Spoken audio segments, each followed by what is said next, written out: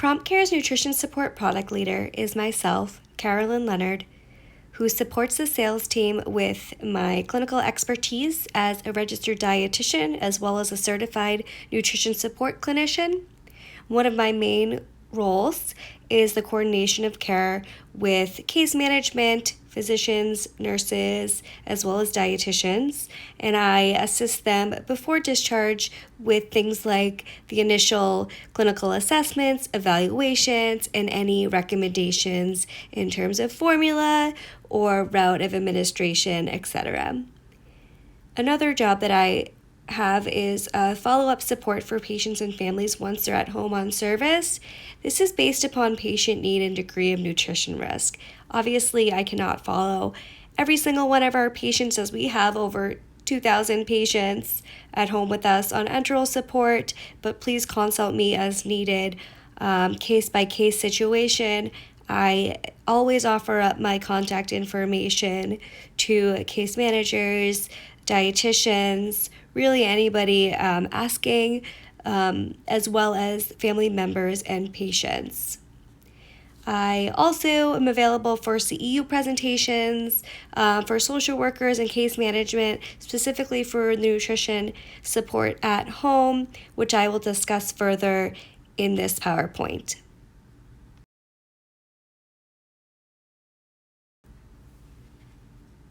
An overview of enteral nutrition therapy. So enteral, or also known as tube feeding, is when a formula which consists of protein, carbohydrates, as well as sugars, fats, vitamins, and minerals is given through a tube directly into the stomach or the small bowel. Tube feeding can be given through different types of tubes. One tube can be placed through the nasal cavity into the stomach or bowel. This tube is called the nasogastric or nasoenteral feeding tube. Sometimes the tube is placed directly through the skin into the stomach or the bowel. This is called a gastrostomy or jejunostomy.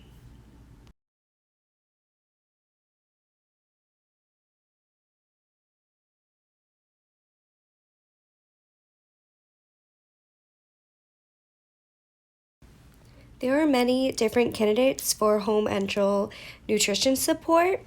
We have those patients with impaired nutrition ingestion and those patients with impaired digestion.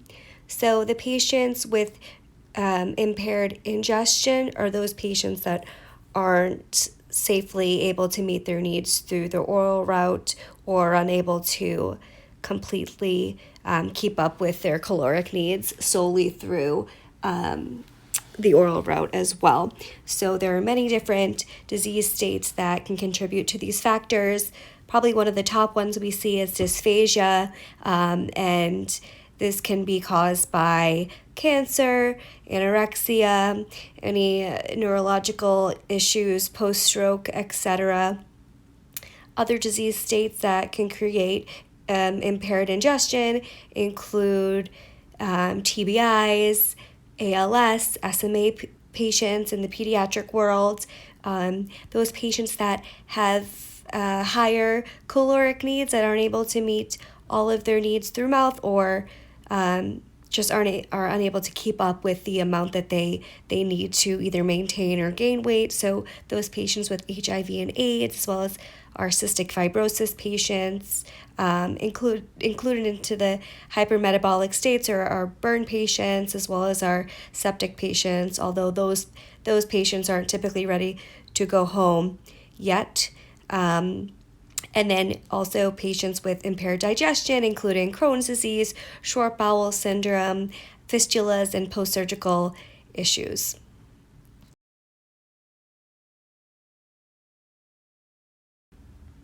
There are also many different factors that influence the decision for enteral feeding, especially if the patient is ready to be discharged.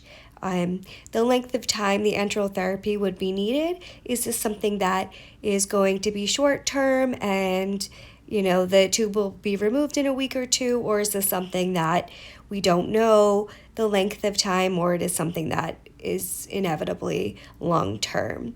If it's something that likely will be short term, is it really beneficial for that patient to go home on something like this, or can they be discharged safely without nutrition support?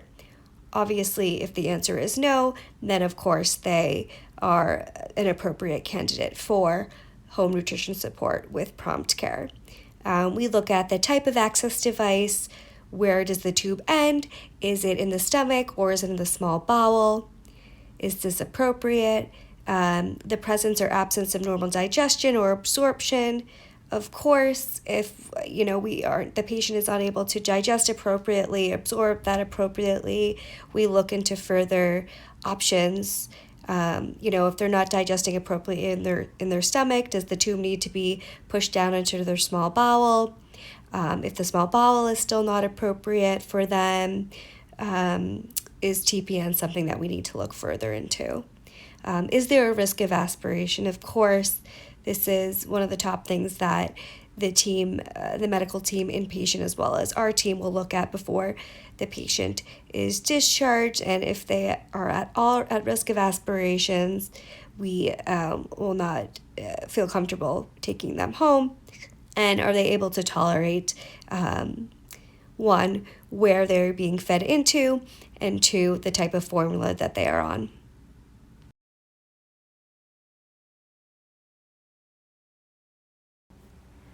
There are three main types of administrations of enteral formula: bolus, gravity, and continuous.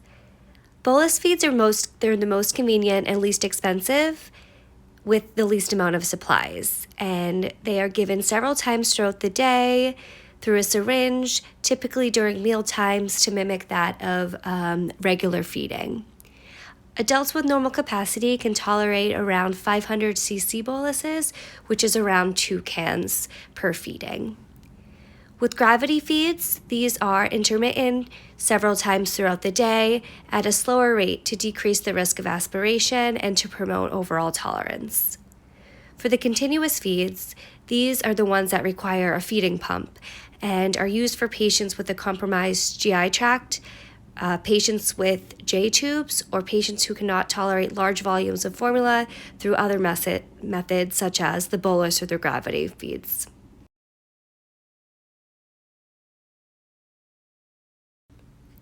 So for continuous feeds, they require a feeding pump, which can be either portable or stationary. So if they're stationary, we can just hook them onto one of our IV poles, and they can also be taken off the IV pole and be put into a backpack and can be toted around, and the patient can be fed pretty discreetly. At Prompt Care, we can provide 3 different types of pumps: the Kangaroo Joey, the Infinity, and the Infinity Orange. Both the Joey and the Infinity are used typically in pediatric as well as adults, and like I said before, are both portable. And the Infinity Orange is portable as well, but it's most commonly used with infants and small volume feeding, specifically breast milk. All of the pumps technically can feed breast milk through the tubes, but there's just greater alarms and issues with the Joey and the regular Infinity pump because the viscosity is a little bit thinner. So we find that the Infinity Orange works best for those patients being fed primarily with breast milk.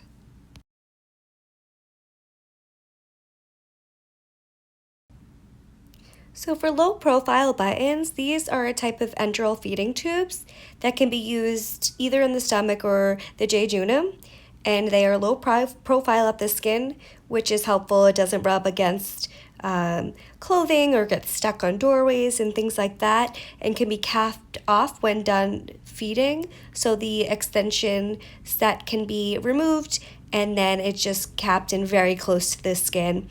And these can be utilized by both adults as well as pediatric patients. So we have a lot of questions about the Mickey versus the Mini, and these are both low profile buttons. They're pretty similar, but they have unique qualities in terms of size, and there's just preferences at different hospitals, etc. So some of the differences are the Mickey is an inflatable silicone internal retention balloon, which reduces patient trauma. It's clearly marked feeding, medication, and balloon ports, which is extremely useful. And it has specific markings for tube position verification, again, something that is needed and very helpful for our patients as well as family members. It has a lure lock on it to ensure that the syringe connection is appropriate. And of course, now with the EndFit connection ports, that will help as well. And the Mickey also has a color-coded balloon port according to the catheter front size, so they match up so that you know that they are made for one another essentially, and they will fit and work seamlessly.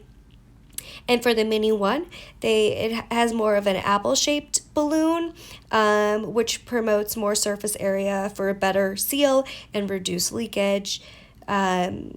A feeding port is Mickey Feed Set compatible, which is great. The Mini Classic is not compatible with the Mickey Feeding Set. And it also glows green. So at nighttime, you can kind of hook up the port and the feeding set connector a little bit easier.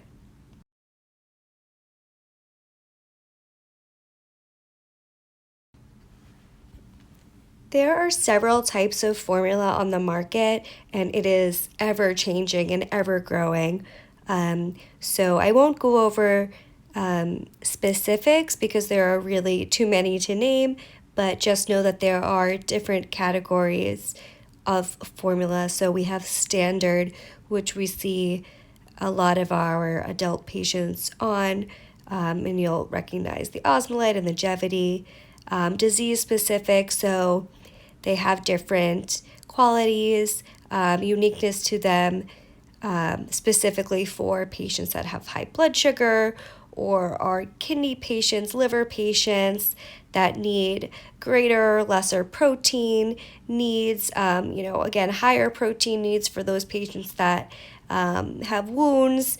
And then we have elemental formulas, so those that have hydrolyzed protein, so broken down, so they are easier to digest for those patients that have difficulty with digestion. And then modular, so different products that we can add to the formulas, so we can add extra carbohydrates, proteins, or fats to the formula if that patient is in need of that. Energy requirements in home care differ from acute care. In the acute care setting, typically the patient has higher caloric needs depending on their disease state. Once they're discharged home, they're typically lower. So again, that's something that we want to look at and make sure the dietitian or the doctor has adjusted prior to discharge and they're on the appropriate formula as well as volume and total volume for the day so that they are able to maintain their weight and not be either overfed or underfed. And there are many types of formula. Some are lactose free, some are gluten free, and some have added fiber.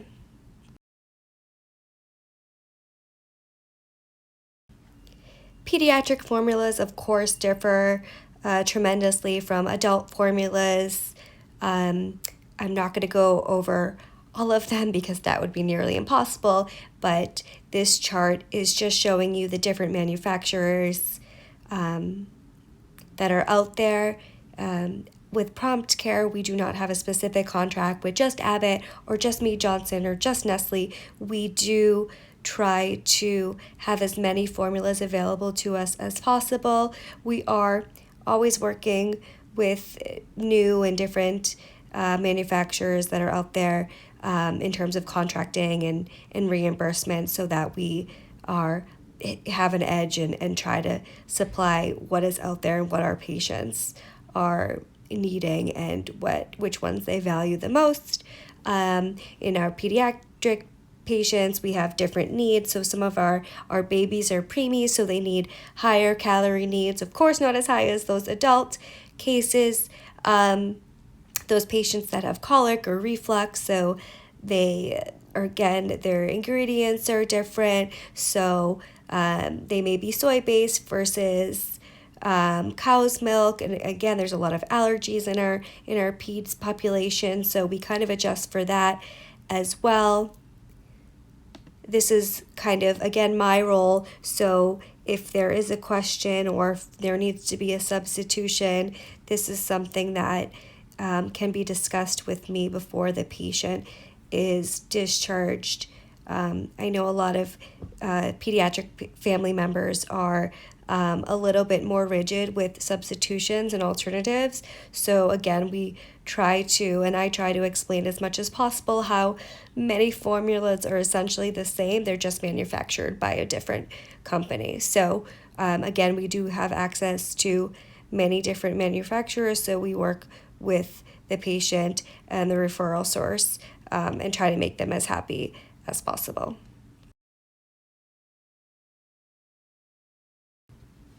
There are 4 main steps in the sales process, all of which I know we were all familiar with, but I wanted to reiterate that in terms of nutrition support sales.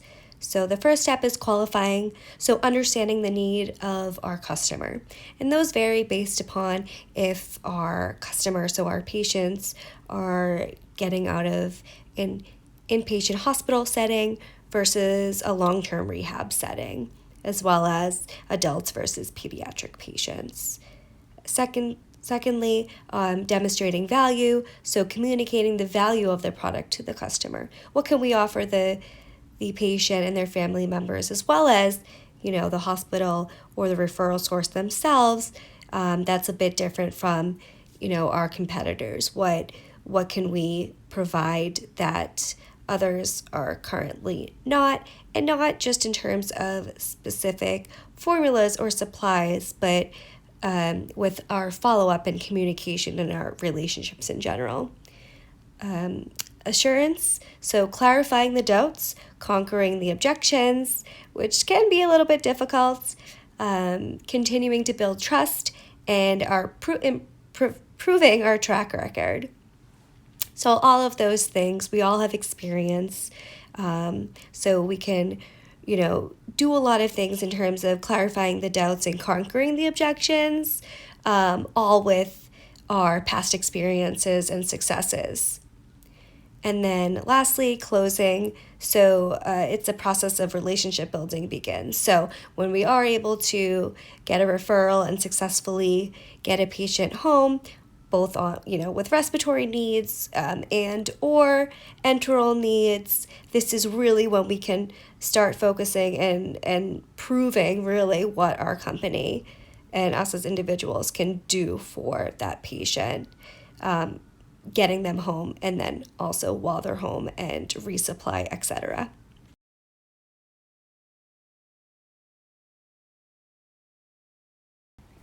So where to market?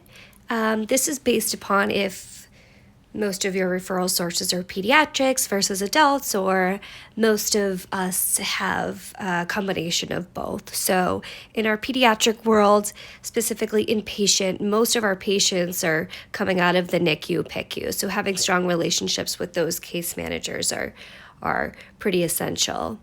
In the outpatient world, we want to focus on things such as growth clinics, GI are always going to have enteral patients, patients with metabolic disorders that need specific formulas for growth, and oncology.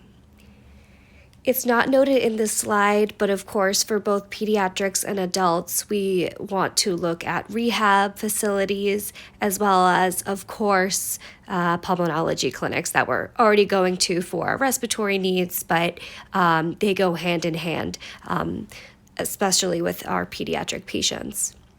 So in the adult world, in the inpatient setting, we want to look at the post-surgical units, GI units, those typically go hand in hand, and oncology, so head and neck cancers or just patients with dysphagia, anorexia, etc.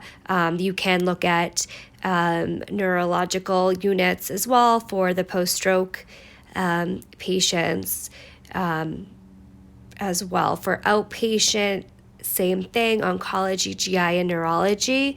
In the enteral world, you really can find patients on any unit, liver units, transplants, cardiology. They're all needs, but this slide really is showing where the majority of our patients are coming from and where it would be beneficial to focus your time on.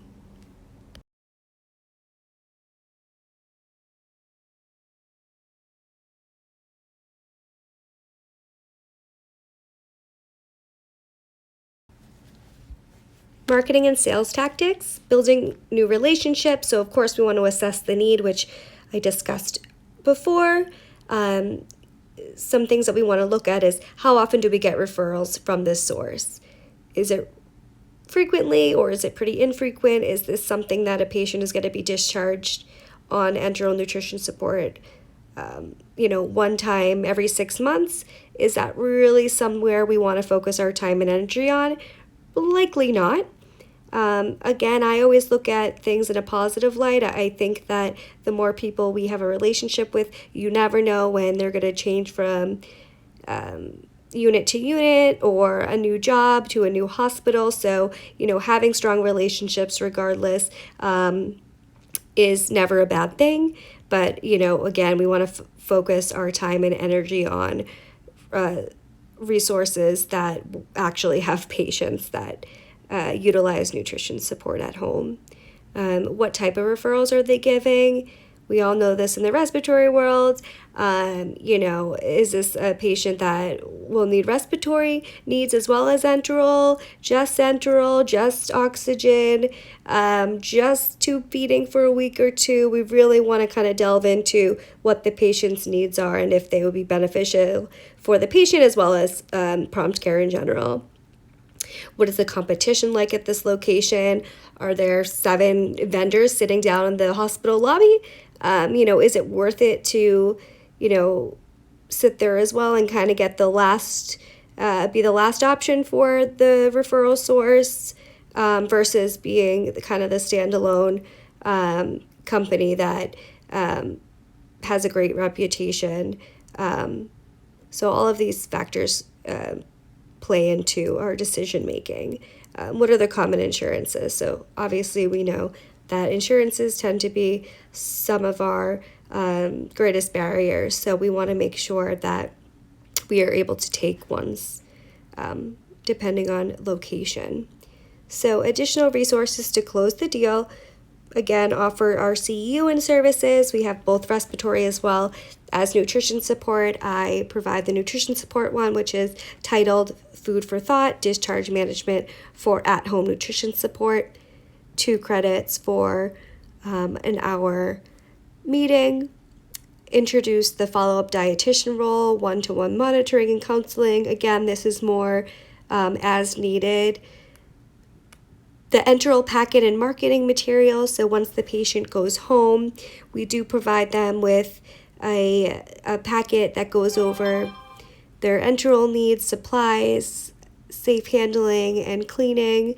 And we do also offer now our verbal care app that we can recommend them to update any information, including insurance or following doctor or change in address or phone number, as well as having that enteral packet handy to them on the app, as well as the reordering for their supplies via the app, not through the 1-800 number.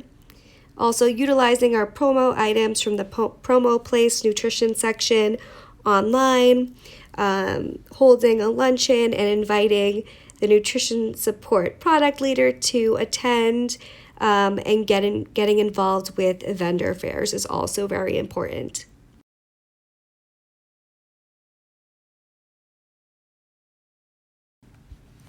So after we build a relationship, the goal is to maintain an existing relationship.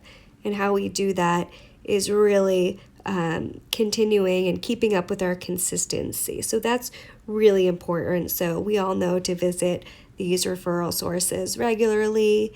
Most of us have kind of a set schedule in terms of rounding and things like that. We ask about specific patients. And we also update the team on how a specific patient is doing at home with our services. That usually leads into a greater conversation. And it's always nice for all of us are interested in to see how our patients are doing once they're at home as well. We want to make sure that the communication flows freely and everyone is kind of in the know, especially with a patient that is in the works for going home. We want to make sure we're updating the contacts as much as possible. And again, to provide regular service updates, any changes within our company, always is better for them to hear it directly from us than later. Ensure customer satisfaction, always kind of ask them for questions or concerns and follow up immediately with possible concerns and also, problem solving. And adding a personal touch, get creative. A lot of you have different sales tactics and marketing ideas, which our referral sources find fantastic. Developing a bond with someone goes a long way. We all know this in our professional lives as well as personal lives. And remember, we were all in healthcare for the same reason, to help others and to help our patients. So we can find some commonality, both personal as well as professional.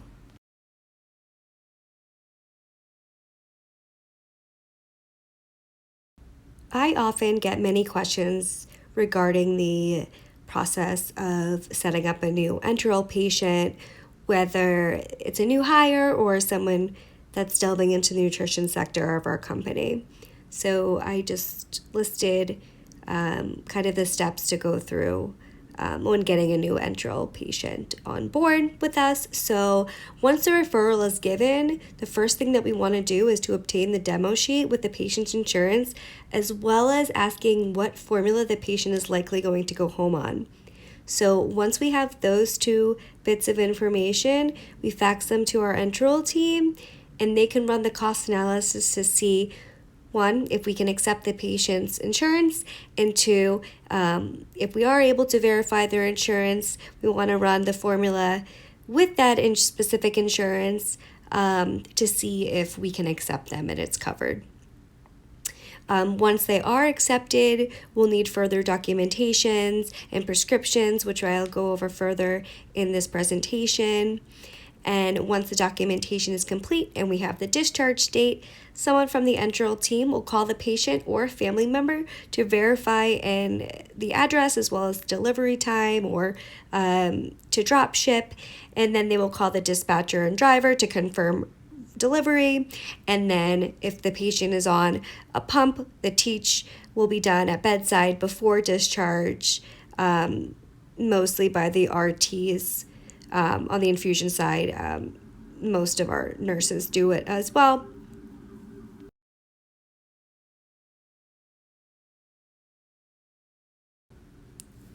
Specific to the cost analysis, the enteral team runs this once we both have the insurance as well as the formula.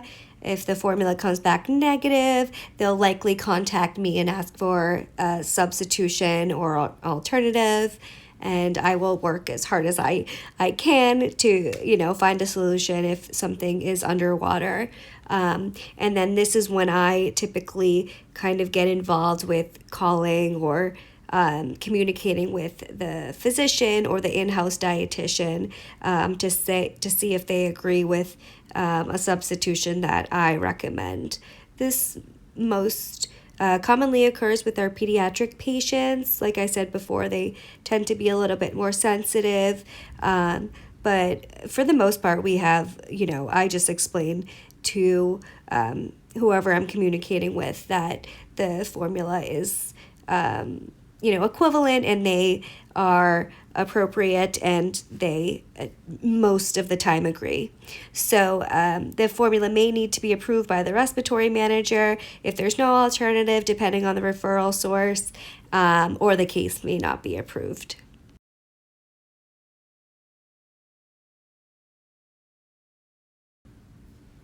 The enteral prescription pads, these can be found on the promo place as well under nutrition. You can order these in sets of 25 or 50 prescriptions, and they come in pads, and you can give them to your referral sources.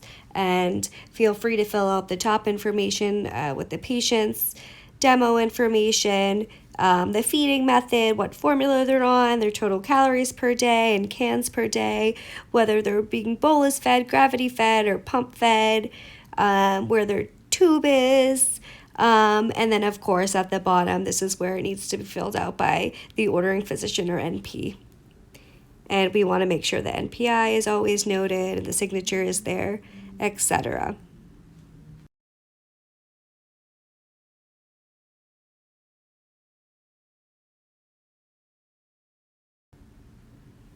The enteral cheat sheets can also be found on the promo place under the nutrition section.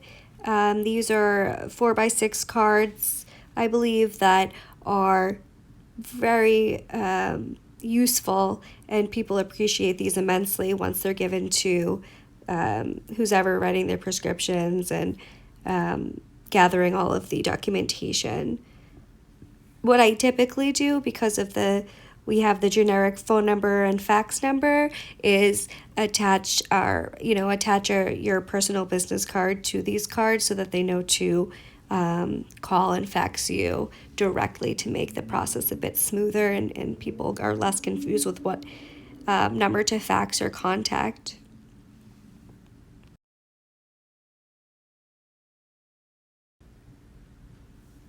The in-services, I know we've mentioned this before, but 2 CEU credits for an hour to an hour and a half presentation. Most of our case managers and social workers have, to be honest, less than an hour, so I work with them as closely as possible, and I fit it in. Typically, I squeeze about 45 minutes of their time for both the presentation as well as questions. Both I and Jennifer Levine Emder, who is one of our other dietitians in the corporate office in New Jersey, are approved to present. So if I'm not available, sometimes we'll reach out to Jen to see if she's able to present. She is in New Jersey, so she is typically willing to travel to New Jersey, New York, and Philadelphia for presentations. Otherwise, I will be able to travel to all locations and present. It's a great way to introduce our services while providing education for a large group of people. It provides case studies and success stories, which we find that healthcare providers should be able to connect with, and they really get a sense of who prompt care is. And it's a great way to open up conversation to questions and concerns while we're there, and everyone kind of throws ideas off one another. So again, it's typically the best way for us to get in front of our referral sources. Well, there are many different questions that get thrown at us on a daily basis. I kind of grouped some questions that are common to expect for nutrition support. So before discharge, someone may ask, will someone be teaching the patient how to use the tube before they leave the hospital? What about follow-up? So if the patient is not being pump fed, most of the time the inpatient nurses are the ones that will be teaching the patient how to use their tube and syringes, etc. We are able to provide teaching specifically for the pump. So the RTs will come in, or our nurses will come in on the infusion side and teach the patient before they leave the hospital. And then what about follow-up? Again, kind of beating a dead horse here, but I am available for follow-up on a case-by-case situation. We also get the question commonly, why are you switching the formula? So this is a patient or a family member question. Again, this is when you can utilize me, the dietitian. I can call them directly and kind of ease their minds in terms of why we are switching them. We want to make sure that they know that the formula will be covered under their insurance, that they're essentially the same products, but just manufactured, and for some reason or another, they're just covered under your insurance. And of course, there are different variations to these questions in terms of answers, but in general, these are what we find to be true.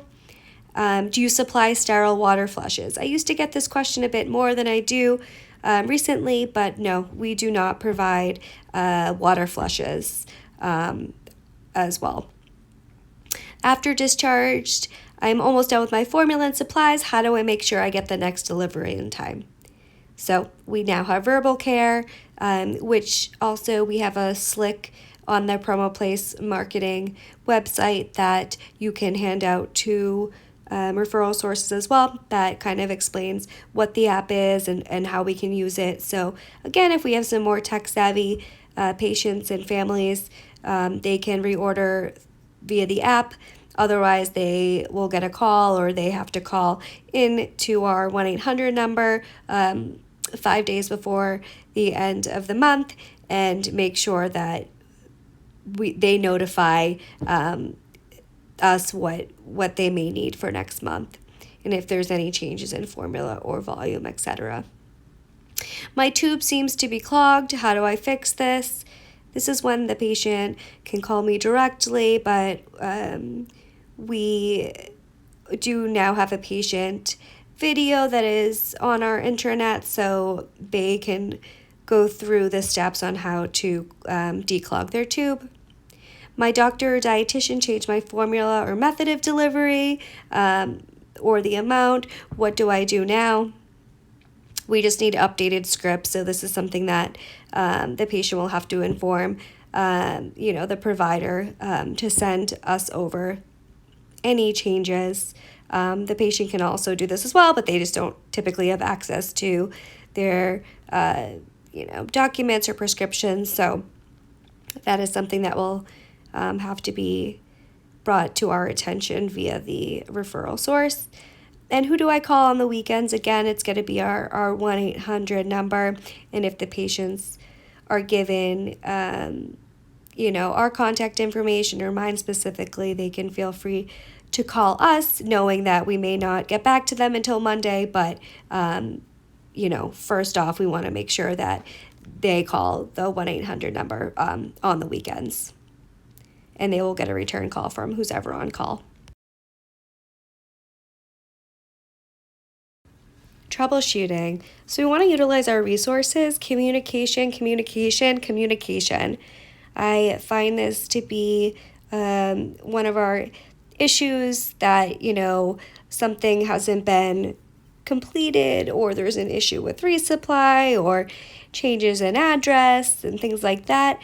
There's typically a line of miscommunication somewhere. So we want to make sure that our respiratory and nutrition, which is mostly me, have a strong relationship, that we all feel comfortable communicating with one another.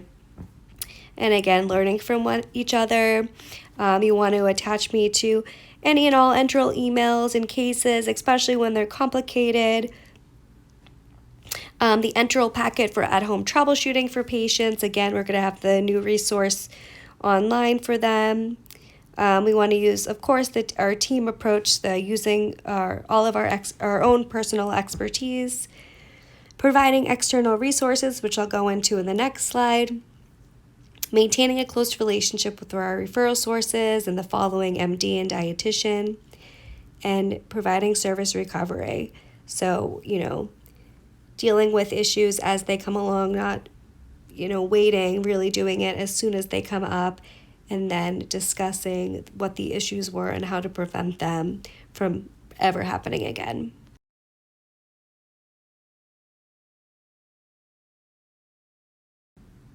Some great patient resources to either provide to the case managers or families and patients themselves. The Oli Foundation, along with their website, kind of has support groups and different resources, and you can also donate any extra supplies or formula through them. There are different chapters, local chapters, so statewide usually. ASPAN, which is the American Society for Parenteral and Enteral Nutrition, and their website is listed, and there's many great resources. A lot of them are clinical based, but there are some patient based information on there as well, especially with supplies and how to use pumps, etc.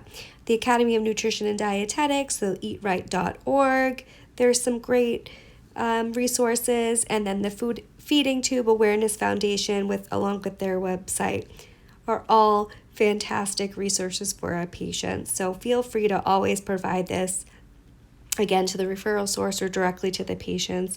They really appreciate, knowing that they're not alone in this. Once they're at home, they have our support as well as some additional support from outside resources.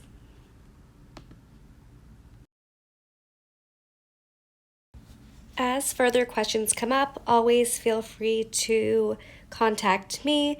My email is below, carolyn.leonard@promptcare.net, and my direct line is 732-882-3862.